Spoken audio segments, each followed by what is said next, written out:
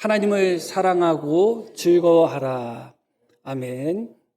지난주에 이어서 말씀을 전하겠습니다. 사실 이 말씀은 솔로몬이 하나님 앞에 일천번제를 드린 말씀부터 시작된 말씀이죠. 그래서 3주째 솔로몬에 관한 말씀을 전하게 됩니다. 솔로몬이 일천번제를 드리는 장면이 열왕기상 3장에 나오는데 한번 그 말씀 보겠습니다. 솔로몬이 여호와를 사랑하고, 그렇게 말씀이 나옵니다. 솔로몬이 여호와를 사랑했다. 그런 후에 그 하나님 앞에 일천번제를 드렸고, 하나님은 그 솔로몬에게 꿈에 나타나셔서 너에게 무엇을 해주면 좋겠느냐 물어봅니다. 그때 솔로몬이 하나님 앞에 지혜를 구하는데, 왜 지혜를 구하는가? 하나님께서 허락하여 주신 하나님의 백성을 잘 다스리기를 원하는 마음으로 지혜를 구합니다. 그 솔로몬의 기도를 듣고 하나님은 너무 기뻐하셨죠. 그래서 11절에 이렇게 하나님이 말씀하십니다. 이에 하나님이 그에게 이르시되 내가 이것을 구하는도다. 자기를 위하여 장수하기를 구하지 아니하며 부도 구하지 아니했다. 이렇게 말씀이 나옵니다. 내가 나에게 구했는데 너 자신을 위해서 구하지 않았구나. 너 자신을 위해서 장수를 구하지도 않았고 너 자신을 위해서 부귀 영화도 구하지 않았구나. 하나님이 그렇게 말씀합니다. 그리고 너의 원수를 멸하는 것도 구하지 않았다. 솔로몬이 하나님을 사랑했기 때문에 하나님이 너의 소원이 무엇이냐 물어봤을 때 자기를 위해서 구하지 않았습니다. 만약에 솔로몬이 자기 자신을 사랑하고 하나님보다 자기 자신을 사랑하고 백성들보다 자기 자신을 먼저 사랑했다면 내가 원하는 것이 무엇이냐 했을 때 어떤 소원을 하나님 앞에 빌었겠어요? 자기 자신을 위해서 구했겠죠. 그러나 솔로몬은 자기 자신을 위해서 구하지 않았습니다. 왜냐하면 솔로몬은 여호와를 사랑했기 때문에 그렇습니다. 여기서 여호와를 사랑했다는 것은 분명히 자기 자신보다 하나님을 사랑했다는 것을 의미합니다. 그렇기 때문에 솔로몬은 하나님이 무엇을 원하느냐고 말씀하실 때 자기 자신을 위해서는 하나도 하나님께 구하지 않고 오직 하나님께서 허락하신 백성을 잘 다스릴 수 있는 지혜를 구한 것이죠. 이게 사랑하는 사람의 특징입니다. 내가 지금 누구를 사랑하고 있느냐?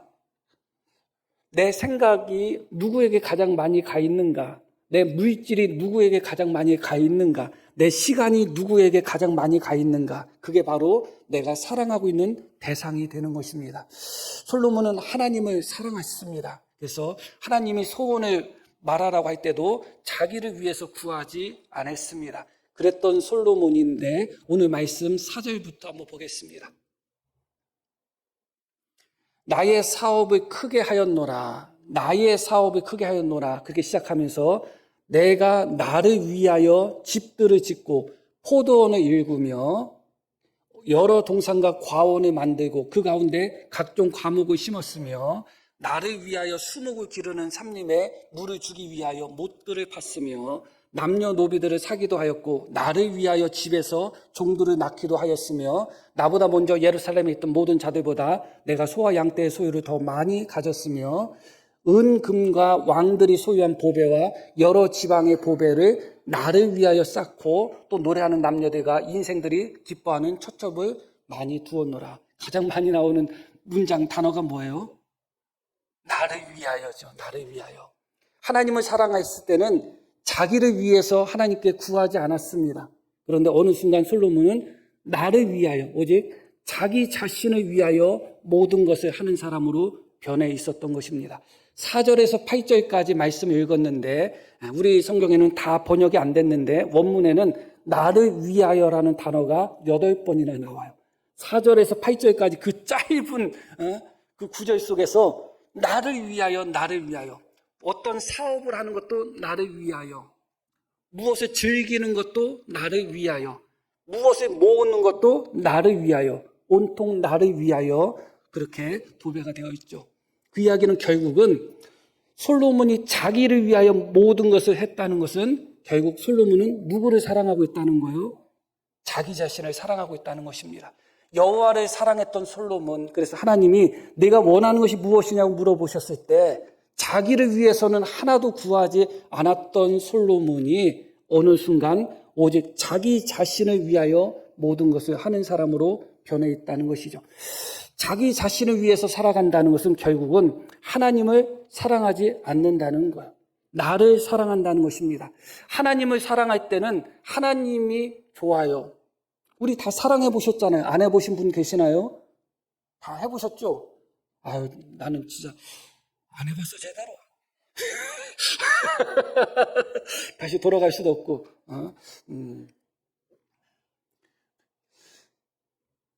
내가 무엇을 사랑한다면 어떻게 되나요? 사랑하는 사람만 생각하게 되고, 사랑하는 사람을 위해서 살고 싶고, 사랑하는 사람을 기쁘게 하고 싶고, 사랑하는 사람과 함께 있기만 해도 좋잖아요. 그게 사랑의 특징이죠. 하나님을 사랑할 때는 하나님이 기쁨이었어요. 솔로몬에게는. 하나님 한 분만 있으면 우리의 찬양에 있듯이 주님 한 분만으로도 만족하는 그런 모습이었죠. 그래서 하나님을 사랑할 때는 어떤 소원을 들어줘 해도 필요 없어요. 자기 자신을 위해서는 필요 없습니다. 하나님을 사랑했기 때문에 그래요. 그런데 어느 순간 하나님이 아니라 자기 자신을 사랑하다 보니까 결국은 하나님과 관계된 것이 크게 기쁘지가 않는 거예요. 즐겁지가 않은 거예요. 사랑의 특징은 함께하면 즐겁고 행복하고 기쁜 것인데, 이전에는 하나님 한 분만으로도 충분히 만족하고 행복했는데 어느 순간 하나님 사랑이 아니라 자기 사랑으로 변화하다 보니까 하나님에 대한 즐거움과 기쁨이 사라져 버린 것이죠. 그러다 보니까 자연스럽게 어떻게 돼요? 하나님을 추구하지 않고, 하나님을 구하지 않고, 하나님과 함께하는 삶을 걸어가지 않고 육신의 쾌락이나 안목의 정욕이나 그런 일이나 혹은 지난주에 배웠듯이 어떤 소유, 금은 보화를 소유하는 것들, 또 내가 하고 싶은 일들을 다 성취해서 성공하는 것, 또 여자들이나 그런 유흥이나 그런 것을 즐기는 그런 것 쪽으로 눈이 가버린 것입니다. 하나님이 좋았던 사람이 이제 다른 것이 좋아진 것이죠. 그것이 바로 전도서에서의 솔로몬의 모습입니다. 이런 모습을 우리가 잘 표현할 수 있는 말씀이 요한일서에 나오는 말씀입니다. 요한일서 2장 한번 보겠습니다. 이 세상이나 세상에 있는 것들을 사랑하지 말라. 누구든지 세상을 사랑하면 아버지의 사랑이 그 안에 있지 않다. 세상을 사랑하면 아버지의 사랑이 그 안에 있지 않다. 두 가지 의미죠. 하나님이 그를 사랑하지 않는다는 의미도 있고 그 자신이 하나님을 사랑하지 않는다는 의미가 있어요. 세상을 사랑하는 것과 하나님을 사랑하는 것은 같이 갈 수 없다. 물질 사랑과 돈을 사랑하는 것과 하나님을 사랑하는 것도 같이 갈 수 없는데, 마찬가지로 세상을 사랑하는 것과 하나님을 사랑하는 것은 같이 갈 수 없다. 세상을 사랑하면 아버지의 사랑, 하나님의 사랑이 그 안에 있지 않다. 이어지는 말씀. 그런데 바로 이는 세상에 있는 모든 것이 육신의 정욕, 안목의 정욕, 이생의 자랑이니 다 아버지께로부터 온 것이 아니요 세상으로부터 온 것이라. 자기를 사랑하는 솔로몬, 하나님이 아니라 솔로몬이 자기 자신을 사랑하고 있을 때 솔로몬은 세상의 것을 사랑했습니다. 육신의 정욕을 사랑했고 안목의 정욕을 사랑했고 이생의 자랑을 사모하고 그것을 쫓아가는 솔로몬의 모습을 봅니다. 그런 사람에게는 하나님의 사랑이 존재하지 않는다고 말씀하고 있습니다. 그것은 분명한 사실일 것입니다. 우리가 세상을 쫓아가고 세상을 즐길 때 하나님의 사랑은 없는 거예요. 그리고 왜 세상을 쫓아가고 세상을 즐기는가? 하나님을 사랑하지 않았기 때문에 그래요. 무엇이 먼저다 나중이다 의미 없습니다. 중요한 것은 내가 세상의 정욕, 육신의 정욕, 안목의 정욕, 이생의 자랑 등을 추구하고 그것을 기쁨으로 삼고 나간다는 것은 하나님은 더 이상 나에게 기쁨의 대상이 되지 않고 있다는 겁니다. 하나님은 더 이상 나에게 사랑의 대상이 아니라는 거예요. 오히려 육신의 쾌락이 사랑의 대상이고 안목의 정욕들이 사랑의 대상으로 변해버린 것이죠. 그것이 지금 솔로몬의 모습이었다. 우리가 그렇게 이해하시면 됩니다. 참으로 안타까운 것이죠. 이 부분에 있어서 하나님을 사랑하지 않는 자들은 결국은 하나님 외에 다른 것으로 만족하려고 하는 것입니다. 어쩔 수 없는 것이죠. 그러나 다른 것으로 만족할 수 없죠. 그래서 10절 말씀 보면 이렇게 말씀이 나오죠. 무엇이든지 내 눈이 원하는 것을 내가 금하지 않았다. 안목의 정욕이죠. 무엇이든지 내 마음이 즐거워하는 것을 내가 막지 않았다. 육신의 정욕이 됩니다. 내 마음이 즐거워하는 것을 막지 않았다. 이는 나의 모든 수고를 내 마음이 어떻게 했다? 기뻐했다. 내가 열심히 일을 해가지고 무엇을 성취하는 것 기뻐했다는 거예요. 성공하는 것 기뻐했다는 거예요. 내가 열심히 일을 해서 돈을 모으는 것 기뻐했다는 겁니다. 내 수고를 내 마음이 기뻐하였습니다. 이것이 나의 모든 수고로 말미암아 얻은 몫이다. 이것은 무엇을 가리키는지 단정질 수 없지만 자기가 열심히 수고함으로 말미암아 누리는 쾌락들, 즐거움들, 그 모든 것들이 내가 수고하여 얻은 무엇이다? 몫이다. 만족했어요. 그런데 이 만족이 얼마큼 가느냐? 11절 말씀 봐요. 한번. 그 후에 내가 생각해 본즉 내 손으로 한 모든 일과 내가 수고한 모든 것이 다 헛되어 바람을 잡는 것이며 해 아래에서 무익한 것이라. 이렇게 이야기합니다. 2절 말씀도 보겠습니다. 내가 웃음에 관하여 말하여 이르기를 그것은 미친 것이라 하였고 희락에 대하여 이르기를 이것이 무슨 소용이 있는가 하였노라. 세상에 있는 온갖 쾌락, 육신의 정욕, 안목의 정욕, 이생의 자랑, 그런 일을 통한 성공, 소유를 통한 성공, 육체의 쾌락을 통한 어떤 즐거움들, 그 모든 것으로 인하여 잠깐의 기쁨을 얻을 수 있고 잠깐의 웃음을 얻을 수도 있고 잠깐의 만족을 얻을 수는 있지만 다 미친 것이라. 지나고 나서 돌아봤더니 다 헛되더라. 그렇게 고백하고 있는 것이죠. 왜 그럴까? 본질적으로 인간은 하나님을 떠나서 만족할 수 없는 존재이기 때문에 그래요. 인간에게는 하나님의 자리가 벼 있어요. 그런데 그것을 하나님이 아닌 것으로 자꾸 채우려고 해도 채워지지가 않는 거예요. 오직 하나님만이 채울 수가 있는 자리를 인간은 어리석게도 그 자리를 하나님으로 채우려고 하지 않아요. 세상의 정욕과 세상의 즐거움과 세상의 일과 어떤 노동이나 혹은 어떤 그것을 따른 어떤 즐거움, 쾌락들 그런 것으로 자꾸 채우려고 합니다. 그러나 채워지나요? 채워지지 않습니다. 밥을 먹어야 되는 분은 빵으로 배불러도 밥을 먹어야 돼. 남자분들 그런 분들 많죠? 저도 그럴 때가 있어요. 빵으로다가 배부르면 기분이 나빠. 이 배부름이 아니야. 그리고 빵으로 배불러도 밥 한 숟가락하고 조금 매콤한 거, 조금 그런 것들이 좀 들어가 줘야지 먹은 것 같은 느낌이 들 때가 있어요. 사람마다 다 다르겠지만. 그런데 정말 인간은 오직 하나님만으로 채워질 수 있는 그런 부분이 있도록 창조되었습니다. 하나님이 기쁨이 되도록, 하나님이 즐거움이 되도록, 하나님이 만족이 되도록 그렇게 만들어진 존재인데 하나님을 사랑하지 않고 세상을 사랑하다 보니까 하나님을 떠나서 세상에서부터 이런저런 쾌락을 찾고 즐거움을 찾고 만족을 찾다 보니까 순간적으로 나는 즐거워 보이고 순간적으로 나는 기뻐 보이고 만족스러워 보이지만 가만히 보면 내가 미친 짓을 한 거구나. 내가 헛된 짓을 한 것이구나. 전혀 만족이 없는 거예요. 그게 솔로몬의 모습인 것입니다. 이 부분에서 우리는 창조의 비밀을 기억할 필요가 있습니다. 창조의 신비를 기억하셔야 돼요. 처음부터 인간은 어떤 존재로 창조되었는지를 기억하셔야 돼요. 사람은 몇째 날에 창조되었죠? 6째 날에 창조되었어요. 하나님께서 사람을 창조하실 때 하나님을 대신해서 이 땅을 다스리고 또 정복하도록 하나님이 사람을 창조하셨습니다. 그래서 땅을 정복하고 또 물고기나 새나 또 짐승들이나 그런 모든 것을 다스리도록 하나님은 사람을 만드셨죠. 그래서 언뜻 생각하면 일을 하도록 사람이 만들어지고 창조된 것처럼 보입니다.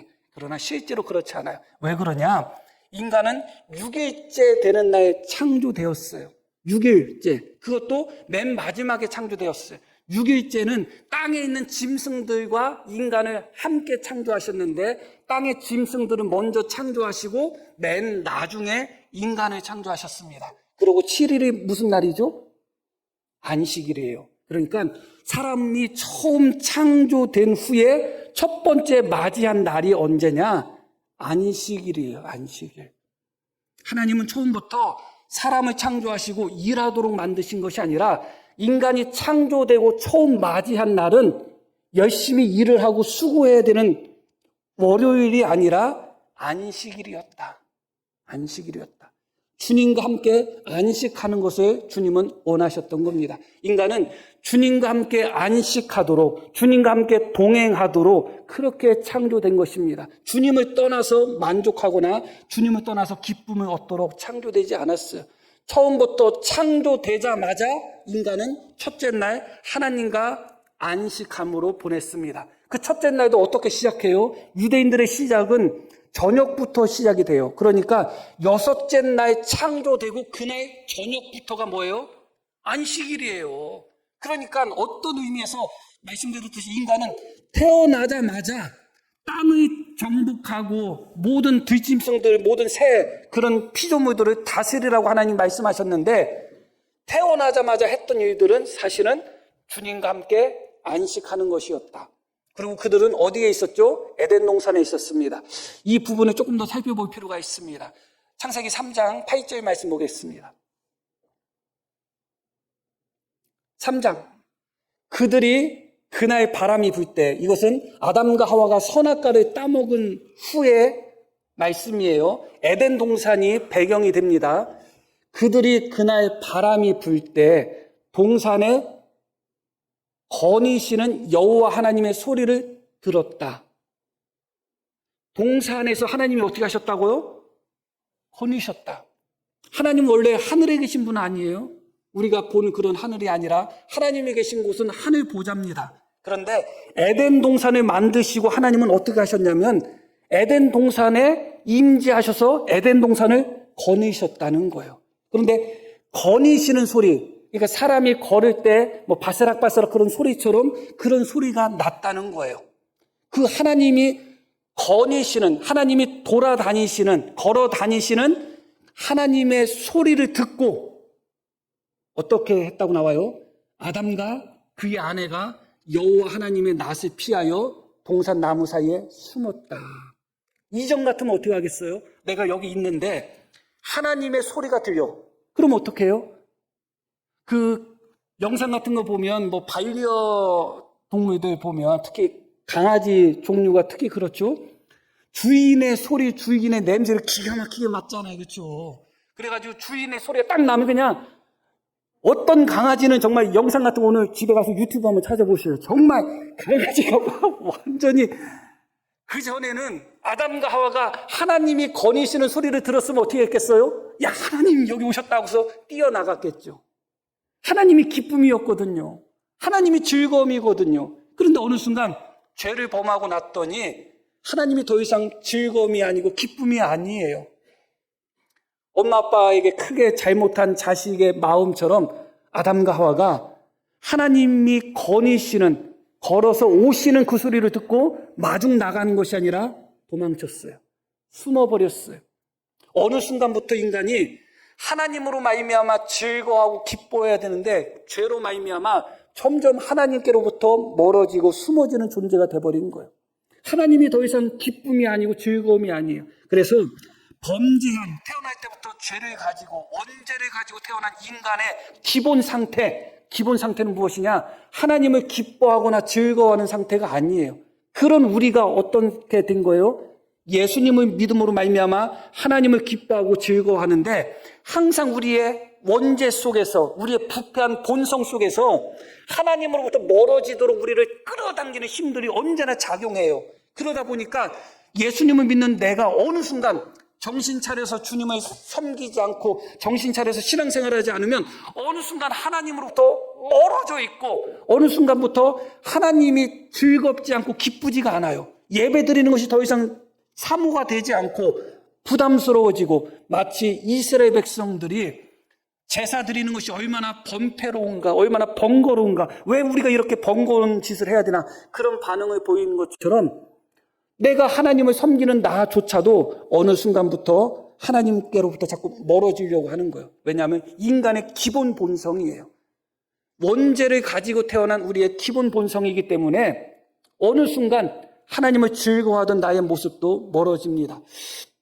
예전에 제가 신앙생활을 할 때, 청년 때, 학생 청년 때 말씀드렸죠. 제가 다녔던 교회 목사님이 저한테 용준이는 주일만 기다리는 것 같아. 저한테 그런 말씀했어요. 실제로 주일뿐만 아니라 교회 가는 날만 기다렸어요. 예배 드리는 날만 기다렸어요.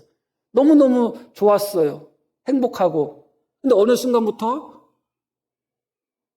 부담이 됐어요. 여러 가지 이유가 있겠죠. 여러 가지 이유가 있는데 하나님께 예배드리고 하나님을 섬기는 것이 부담이 된다면 참 가슴 아픈 일인 것이죠. 더 이상 하나님이 즐겁지가 않아요. 더 이상 교회 가는 것이 즐겁지 않고 예배가 기쁘지 않아. 더 이상 봉사하는 것이 행복하지가 않아. 짐처럼 느껴지고 어렵게 느껴지는 거예요. 이전에는 그렇게 웃으면서 갑자기 예전에 웃었던 장면을 생각하고서 제가 턱이 빠지는 줄 알았네요. 정말로 예전에는 이런 울상 아니었는지도 몰라요. 정말로 그렇게 하나님이 좋았어요. 행복하고 즐겁고 다른 것은 볼 여유도 없고 볼 생각도 없었어요. 하나님만 봐도 좋으니까 예배만 드려도 좋고 기도만 해도 좋고 찬송만 해도 좋고 예수 믿는 사람을 만나기만 해도 좋고 그게 좋았거든요. 근데 어느 순간부터 목사임에도 불구하고 하나님을 즐거워하는 마음이 많이 사라져 있어요. 왜 그렇다고요? 원래 인간이 죄를 범하고 원죄 가운데 태어난 인간의 본성이 그렇기 때문에 그래요. 그렇기 때문에 내가 정말 주님을 더욱 사랑해야지 하는 마음이 없으면 어느 순간 하나님으로부터 멀어져 있는 우리 자신을 발견하게 되는 것입니다. 이 에덴 동산에 대한 말씀을 조금 더 할 필요가 있겠습니다. 창세기 2장 말씀 한번 볼게요. 여호와 하나님이 동방의 에덴의 동산을 창설하시고 그 지으신 사람을 거기에 두시니 이렇게 말씀이 나오는데 다시 앞절 하나님이 동방에 무엇을 만드셨다고요? 에덴의 동산을 만드셨다. 이 동산이라는 단어가 낙원이라는 의미의 뜻을 갖고 있는 단어예요. 우리가 파라다이스라고 이야기하는 것이 이 동산이에요. 창설하셨다는 것은 직역하면 심으셨다. 농사꾼이 나무를 심는 것처럼 심으셨다. 그런 의미예요. 그러니까 하나님이 말씀으로 천지 만물을 만드시고 그 천지 만물을 만드신 상태에서 인간을 땅 어디에 아무렇게나 살도록 만드신 것이 아니라 특별히 인간을 위해서는 에덴 동산을 만드신 거예요. 그러니까 중요한 게 뭐예요? 하나님께서 인간을 창조하셨을 때가 6째 날이고 창조되자마자 인간은 하나님과 함께 안식했어요. 근데 어디서 안식했냐? 들판에서 안식한 것이 아니라 하나님께서 인간을 위하여 특별히 만드신 에덴 동산에서 안식한 거예요. 하나님은 사람을 에덴 동산에서 살도록 만드신 거예요. 이 부분에 있어서도 언제 시간 되면 조금 더 자세히 말씀드릴 기회가 있을 것입니다. 그렇게 하나님이 에덴 동산을 만드시고 심으시고 그 지으신 사람을 거기에 두시니라. 계속 여호와 하나님이 그 땅에서 보기에 아름답고 먹기에 좋은 나무가 나게 하시니 보기에도 아름답고 먹기에도 좋은 나무들이 과일이 달려있는 그때 당시에는 고기를 먹는 것이 아니라 과일을 먹었거든요. 곡식을 먹은 것도 아니고 과일만 먹었습니다. 인간이 먹을 수 있는 각종 과일들 보기도 좋고 먹기에도 좋은 과일 나무들이 어떻게 하셨다? 나게 하셨다. 그러면 아담과 하와가 일을 해가지고 나무를 심어가지고 아담과 하와가 나무의 열매를 먹은 건가요? 아니에요. 하나님이 다 심어 놓으셨어. 뷔페로 완전히 그냥 종류별로 하나님 다 심어 놓으신 거야. 골라 먹으라는 거예요. 먹고 싶은 거 다 먹으라는 거예요. 다 심어 놓으신 거예요, 하나님이. 태어나서 봤더니 그날이 안식일이야. 그러고 너 여기서 살아 했더니 에덴 동산이야. 근데 가봤더니 에덴 동산에 다 돼 있어. 다 돼 있어. 먹으라는 거예요. 네 마음대로 먹으라는 거예요. 아담과 하와가 일을 하고 노력해가지고 에덴 동산을 만든 게 아니에요. 오늘 본문 말씀 보면 솔로몬이 마치 자기의 힘으로 포도원도 만들고 과수원도 만들고 막 자기 힘으로 하는 그런 장면들이 나오잖아요. 그러나 인간의 힘으로 에덴 동산을 가꾸려고 해도 인간은 실패할 수밖에 없어요. 그러나 하나님은 아담과 하와를 만드시고 그들이 살 곳을 에덴 동산으로 하나님은 정하시고 그 에덴 동산도 아담과 하와로 하여금 만들도록 하신 것이 아니라 하나님이 직접 만드셨고 에덴 동산의 모든 과일 나무들 하나님이 다 자라게 하셨다. 다시 창세기 2장 10절 말씀 봅니다. 강이 에덴에서 흘러나와, 너무 놀라운 말씀이에요. 강이 에덴에서 흘러나와 동산을 적시고 거기서부터 갈라져 내 근원이 되었다. 그러니까 다른 데서부터 강이 흘러 들어온 게 아니에요. 강의 시작이 어디서부터 시작이 되었다? 에덴 동산에서부터 시작이 되는 거예요. 그러니까 에덴 동산은 가뭄이나 기근에 걱정이 없어요. 모든 강물의 시작이 에덴 동산이에요. 하나님이 그렇게 만드신 거예요. 그런데 우리가 읽으신 본문에 보면 솔로몬은 그 포도원과 그 과목을 위해서 한 5절 볼까요? 5절. 본문 5절. 여러 동산과 과원을 만들고 그 가운데에 각종 과목을 심었으며, 에덴 동산 느낌이죠. 나를 위하여 수목을 기르는 삼림에 물을 주기 위해 어떻게 했다? 못들을 팠다. 연못들을 팠다는 거예요. 인간이 만드는 낙원은 한계가 있는 거예요. 그런데 하나님이 만드신 에덴 동산에는 강이 거기서부터 시작이 돼. 에덴 동산을 다 적셔. 그리고 이미 하나님이 모든 나무들을 다 자라게 하셨고, 바로 그곳, 인간이 살도록 창조된 곳이 바로 그곳이고, 하나님은 그곳에서 어떻게 하셨다고요? 거니셨다. 그 이야기는 무슨 얘기예요? 인간과 함께 그곳에서 함께 하시기를 원하신 것입니다. 하나님은 인간을 원래 하나님과 함께 하도록 창조하신 거예요. 하나님을 즐기고 하나님을 즐거워하고 하나님께 안에서 안식을 누리도록 그렇게 만드신 것입니다. 그래서 창세기 2장 15절 말씀을 보겠습니다. 놀라운 말씀이에요. 이것은 여호와 하나님이 그 사람을 이끌어 에덴 동산에 두어 그것을 경작하여 지키게 했다. 여기 에덴 동산에 두었다 하는 이 단어의 원래 뜻이 무엇이냐? 휴식하다, 쉬다, 그런 의미가 여기 담겨 있어요. 그러니까 에덴 동산에서 쉬도록 하셨다, 휴식하도록 하셨다, 안식하도록 하셨다, 그런 의미예요. 그 단어를 왜 쓰셨는가를 기억할 필요가 있어요. 그냥 그곳에 두었다는 의미로서 다른 단어를 쓸 것은 많아요. 그런데도 쉬다, 휴식하다, 안식하다는 의미가 있는 단어를 사용해서 하나님이 아담과 하와를 에덴 동산에 두었다, 그렇게 말씀이 나와요. 그리고 또 단어가 중요한 것이 바로 경작하다는 단어예요. 이 경작하다는 단어가 중요한데 그 전에 에덴 동산을 경작했다는 것이 중요한 거예요. 아담과 하와에게 경작하라고 맡긴 땅은 에덴 동산이에요. 다른 곳을 경작하라고 하신 것이 아니에요. 이미 하나님께서 모든 것을 다 심어 놓으시고 가까워 놓으실 그 에덴 동산을 경작하라고 하신 거예요. 이게 어찌 노동이고 이게 어찌 수고라고 할 수가 있겠어요. 그건 즐거움이고 기쁨이죠. 물을 대기 위해서 못을 팔 필요도 없고 물을 다 먼 데서부터 댈 필요도 없고 잡초 뽑을 필요도 없고 이래저래 농약 칠 필요도 없어요. 내가 뭐 심으려고 고생할 필요도 없고 뽑으려고 고생할 필요도 없어요. 하나님이 다 심어 놓으신 것을 낙원을 경작하도록 하셨다. 그런데 이 경작하다는 단어가 어떤 단어냐? 섬기다, 봉사하다, 예배드리다라는 의미를 가진 단어예요. 그래서 이 단어가 하나님께 예배 드릴 때도 사용되는 단어고 하나님께 봉사할 때도 사용되는 단어예요. 왜 그 단어를 사용하고 있는지를 기억할 필요가 있어요. 그러니까 처음부터 인간은 태어나자마자 안식일을 하나님 앞에서 안식하였고 그들이 살도록 만들어진 곳도 에덴 동산이었고 에덴 동산도 그들의 손으로 하나도 만든 것이 없이 하나님이 모든 것을 다 만드셨고 그 좋은 에덴 동산에서 하나님은 어떻게 하셨다고요? 인간이 쉬면서 경작하도록 하나님을 섬기도록 하나님께 예배 드리도록 그렇게 에덴 동산에 하나님은 인간을 만들어 놓으셨다.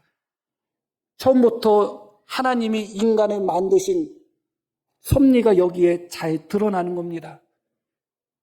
생각해 보시기를 바랍니다. 우리 안에 어떤 유전자 속에 그것이 심어져 있는지 어떤지는 모르겠지만 원래 인간은 처음 창조받아서 하나님과 함께 안식했던 존재예요. 그리고 원래 인간은 에덴 동산이라는 낙원에서 하나님과 함께 하나님을 섬기며 살도록 창조된 존재예요. 그런 인간이 하나님을 떠나서 무엇으로 만족할 수 있겠어요? 에덴 동산을 대신할 수 있는 게 어디 있겠어요? 솔로몬이 아무리 포도원을 가꾸고 아무리 과일나무를 심고 아무리 못을 판다고 해도 거기가 에덴 동산이 되겠어요? 술에 취해서 산다고 해서 그것이 하나님과 함께하는 기쁨을 대신할 수 있겠어요? 아무리 많이 갖는다 할지라도 하나님을 잃어버리면 다 잃어버린 거잖아요. 아무것도 가진 거 없고 아무것도 소유한 거 없다 할지라도 하나님 한 분을 가지면 다 가진 거잖아요. 하나님을 잃어버리고 하나님을 놓치고 하나님을 떠난 상태에서 금은보화를 아무리 많이 가지면 만족하겠어요? 만족할 수 없습니다. 원래 인간은 창조될 때부터 주님과 함께 에덴 동산에서 안식하며 주님과 함께 평화를 누리고 행복을 누리도록 그렇게 만들어진 존재인 것입니다. 원래 하나님을 즐거워하도록 만들어졌고 원래 하나님을 기뻐하도록 만들어졌고 원래 하나님을 사랑하도록 만들어졌습니다. 그러나 죄로 말미암아 이제 하나님의 발작 소리만 들어도 더 이상 하나님의 즐거움이 아니고 기쁨이 아닌 그런 존재로 변한 것이죠. 그것에 대한 구원이 바로 예수 그리스도로 말미암은 구원이죠. 이 부분에 있어서도 언제 기회가 있으면 말씀을 전할 것입니다. 에덴 동산에 관한 말씀을 조금 더 자세히 전하면서 이 부분도 또 짚을 기회가 있을 것입니다. 그렇기 때문에 다시 본문으로 돌아오면 솔로몬은 그 어떤 것으로 즐거움과 쾌락을 찾으려고 해도 찾지를 못했던 거예요. 하나님을 떠나서 그 어떤 방법으로 그 어떤 것으로 채우려고 해도 만족할 수 없고 기뻐할 수가 없는 것입니다. 하나님을 사랑하지 않은 상태에서 하나님이 원하지 않는 방식으로 세상의 정욕들을 세상의 즐거움을 취한다고 해서 기쁘고 즐겁겠어요? 예수님을 믿지 않는 사람들도 세상의 쾌락에 너무 깊이 빠져 살다 보면 허무함을 느끼고 때로는 저 사람이 왜 자살했지? 이해가 안 갈 정도로 다 가진 사람들, 다 누리는 사람들이 자살을 합니다. 세상 사람들도 세상의 쾌락에 있어서 허무함을 느껴요. 놀아보셨잖아요. 놀고 나면 어때요? 시원하고 좋아요? 허무하죠. 예수님을 믿는 사람은 말할 것도 없어요. 예수님을 믿는 상태에서 세상에서 즐거움과 쾌락을 얻으려고 한다. 그 순간에는 조금 즐거울 수도 있고 조금 기쁠 수도 있지만 그것이 기쁨이 될 수가 없습니다. 결론적인 말씀을 드리겠습니다. 시편 73편 한번 보겠습니다. 하늘에서는 주 외에 누가 내게 있으리요? 땅에서는 주밖에 내가 사모함이 없나이다. 하늘에서 당연히 우리가 하나님 나라 가면 하나님밖에 더 있겠어요? 그런데 하늘뿐만 아니라 땅 아래서도 하늘 아래서도 내가 사모할 분은 주님밖에 없습니다. 그렇게 고백합니다. 그러면서 마지막 절 하나님께 가까이함이 내게 복이라. 우리 뒤에 표고였죠. 여기서 하나님께 가까이함이 내게 복이다. 이 복이라는 단어가 어떤 단어냐? 본문 1절 보겠습니다. 나는 내 마음에 이르기를 자 내가 시험 삼아 너를 즐겁게 하리니 너는 낙을 누리라. 이 단어예요. 낙이라는 단어와 똑같은 단어예요. 자, 시편 기자는 하나님을 가까이 하는 것이 나에게 낙이다. 나에게 즐거움이다. 그렇게 고백하고 있는데 솔로몬은 내가 시험 삼아 너를 즐겁게 할 거야. 술로 즐겁게 하고 여자로 즐겁게 하고 금은보화로 즐겁게 하고 온갖 일을 해가지고 성공하는 것으로 너를 즐겁게 할 테니까 너는 낙을 누리라. 그러고 있죠. 인간이 그것으로 낙을 누릴 수 있지 않습니다. 인간의 본질적인 즐거움은 거기서 찾을 수가 없습니다.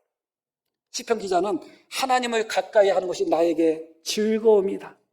하나님을 가까이 하는 것이 나에게 낙이다. 하나님을 가까이 하는 것이 나에게 행복이다. 그렇게 고백하고 있습니다. 왜 그럴까요? 하나님을 사랑하기 때문에 그렇습니다. 우리 모든 성도님들 하나님을 가까이 하는 것이 행복으로 느껴지기를 바랍니다. 하나님을 더 사랑하셔가지고 조금 더 가져봤자 소용없어요. 주술 기회 있으면 주수시고 그러나 더 갖는다고 해서 더 크게 만족할 거 없습니다. 오히려 예수님을 믿는 사람들은 세상을 가까이 하고 세상의 것을 취해서 세상의 쾌락 속에서 살다 보면 정말 큰 허무밖에 없습니다. 지금 이 순간 하나님을 가까이 하는 것이 가장 행복이고 가장 큰 기쁨이고 즐거움이라고 고백할 수 있는 그런 믿음과 그런 하나님을 사랑하는 그런 마음이 우리 모든 성도님들의 마음속에서 솟아나기를 다시 한번 소망합니다. 자, 우리 들으신 말씀 기억하며 함께 기도하시겠습니다.